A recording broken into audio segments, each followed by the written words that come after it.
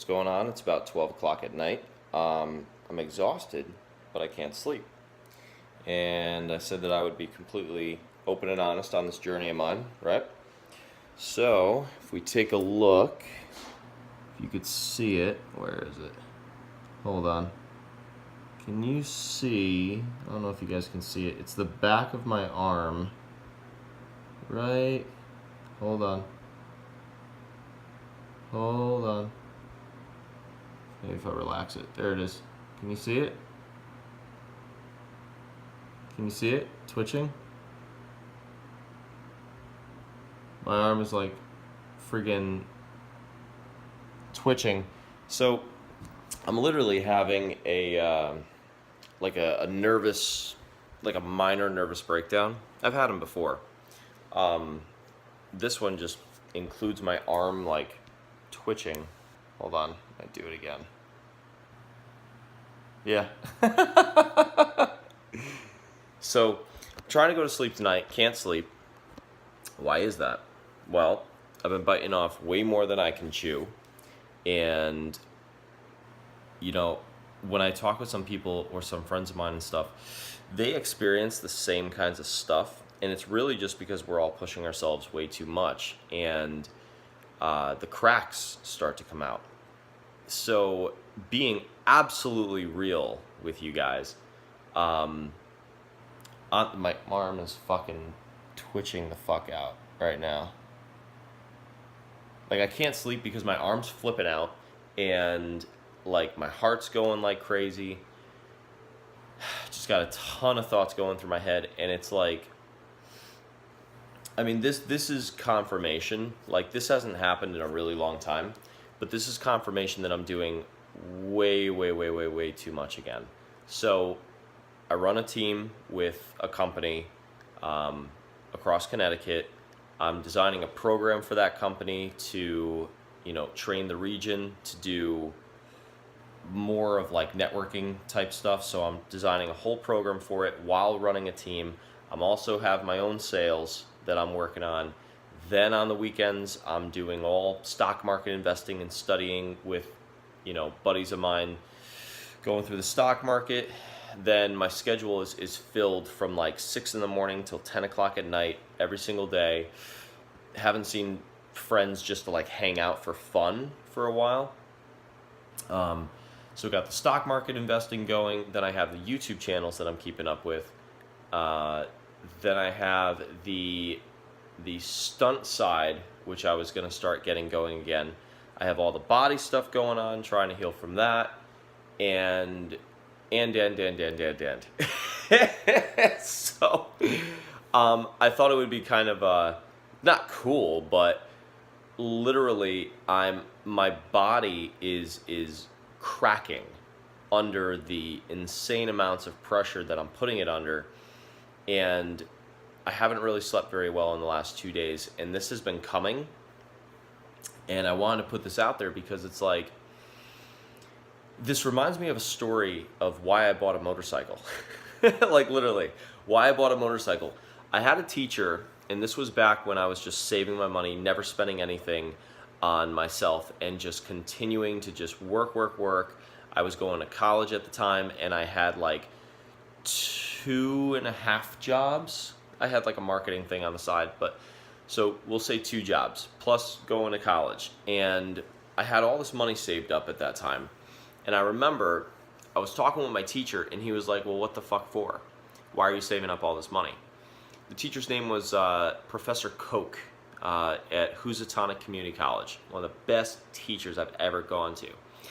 And he knew that I liked to ride motorcycles, and he knew this and he knew that from conversations we had had. And one day he sat me down and he told me a story about what had gone on in his life and how he gave everything up. And he said he had a really high-powered job once when he was young. And young is in like, mid-20s, 25, 30. And he started to, like, it was a really high-powered sales job, very similar to what I have. And he started to have experiences where he was having a lot of stomach pains, a lot of diarrhea, a lot of like difficulty sleeping at night, some panic attacks, some whatever. And he went to the doctor, and they found like an ulcer, like in his stomach, from the amount of stress that he was under. He was a sales manager, so am I. And they found an ulcer in his stomach, and they, gave him some medications for it, gave him whatever, and they told him, they said, listen, this is going to get worse. Like, this can be a real problem for you. So time goes on, and I think it was maybe 3 months later, he goes back to the doctor. The ulcer had gotten way, way worse. I'm pretty sure it was an ulcer of what he said he had. It had gotten way worse, and it was going to get to the point where it was like a hernia or something. I'm not sure if I'm confusing the two, but he was having severe stomach issues is the point. So he was making a lot of money, somewhere well over 6 figures, and the bosses at the place ended up firing, telling him to fire some of his guys. What ended up happening is he sat down and he thought real long and hard about who he was going to fire. There was no reason to fire them, by the way. The company just wanted to make more money. The workload wasn't going to decrease. It was just going to be placed upon fewer people, including himself. So what Professor Koch did, and he wasn't a professor at the time, what he did is he walked into his boss's office the next day, and he sits down and he tells him, he goes, so I figured out who I'm going to fire. I'm going to fire myself. And his boss obviously didn't understand what the problem was and wanted him to stay. They offered him a pay raise, actually. They offered him a lot of stuff, some extra benefits. And the thing is that not a single thing they offered him did he take. Professor Koch ended up firing himself that day. He then went home. He sold everything he owned. He sold his car, sold his cell phone, sold his TV, his radio. No, I think he kept the radio. And he kept his microwave. He sold everything he owned. And I think he had something like 80 grand saved up, something like that. And he just started walking everywhere. Everywhere that he went, he would walk. He took up guitar, because he had always wanted to play guitar. He took up guitar, and he started playing, taught himself guitar, actually. And he smoked a shit ton of weed. And he decided to basically live like that for years. He lived like that for like 3 or 4 years on that $80,000. Sounds pretty crazy, but he would take little odd jobs here and there. Nothing stressful, nothing. The ulcers went away, or the hernia, or whatever it was. I think a hernia wouldn't go away, so maybe it was the ulcers. I apologize if I'm getting the story wrong. I'm just exhausted and in the middle of like a little mini panic attack. The point of the whole story is that he said to me, he goes, you're worried about buying a motorcycle. This was my first motorcycle. I think I was 19. He goes, you're worried about buying a motorcycle. He's like, you could die pretty soon. He's like, I know you're all about investments, which I was even at that time. He goes, but a motorcycle doesn't really depreciate in value. He's like, if that's something that you really want to do, if that's an experience that you really want to have, because we're here for experiences, he's like, fucking do it. Just go and do it. Buy that motorcycle, which ironically, or coincidentally, I ended up buying the motorcycle and crashing it like twice, and then my buddy crashed it, and then I sold it for more than I had bought it for.